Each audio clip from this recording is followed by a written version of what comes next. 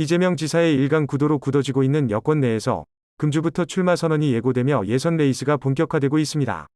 이재명 대 비이재명계로 갈등이 심화되고 있는데 경선 일정은 이재명 지사 측에 손을 들어주었지만 이번엔 전국민 재난지원금에 대해 보편복지를 주장하는 이재명 대 선별지원을 주장하는 반이재명계로 다시 대립되고 있는데요. 경선 투표 막바지 비이재명 주자들인 이낙연 지사와 정세균 전 총리 등의 후보 단일화 가능성도 제기되고 있습니다. 코로나19 여파로 서울의 상권들이 변화하고 있는데 기존에 사람이 몰려 임대료가 비싸던 곳들은 점점 자리를 비우고 있고 프랜차이즈가 적고 임대료가 저렴한 골목 상권이 채워지고 있는 것입니다. 대표적 예로 가로수길과 이태원, 강남역 대로변, 종로와 홍대 등이 적게는 10%에서 많게는 40% 이상이 줄은 것인데요.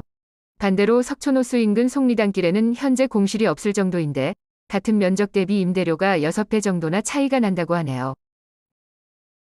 서울 1일 신규 확진자가 올해 들어 최대치인 242명을 기록하며 코로나 확산세가 이어지고 있는데요. 정부는 우선 수도권 6명 모임과 카페와 식당 영업도 자정까지 연장하는 등의 거리두기 개편안을 허용하기로 했습니다. 수도권에서는 1일부터는 6명까지, 2주가 지나면 8명까지 확대하는 게 현재 방향이지만 서울의 유행 규모에 따라 방역 조치가 강화될 가능성이 있겠습니다.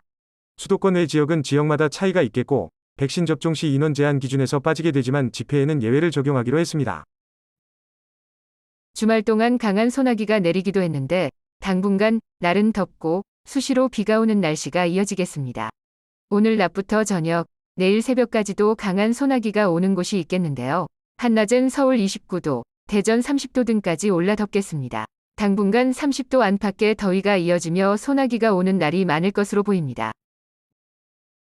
네이버, 카카오, 게임업계 등 IT 유니콘 기업들에서 노사 간의 갈등이 심화되고 있는 양상입니다.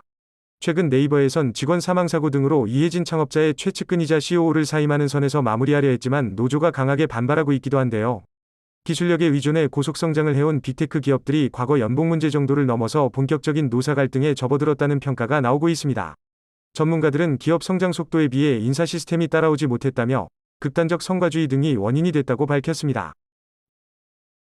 중국 시진핑 국가주석과 최고지도부가 중국 공산당 창립 100주년 기념일을 앞두고 베이징 내 마오쩌둥의 고택인 펑저위안을 찾았습니다. 중국 당국은 최근 마오쩌둥의 업적과 정신을 연일 강조하고 있는데 중국을 건국해 사망할 때까지 27년간 통치한 마오쩌둥과 같이 강력한 지도자가 되겠다는 이른바 시 주석의 황제 집권 의지가 반영됐다는 해석입니다. 한편 이곳은 마오쩌둥이 17년간 일하고 생활했던 곳으로 중국군의 6.25 출병 결정이 내려진 곳이기도 합니다. 그럼 오늘도 좋은 하루 보내세요.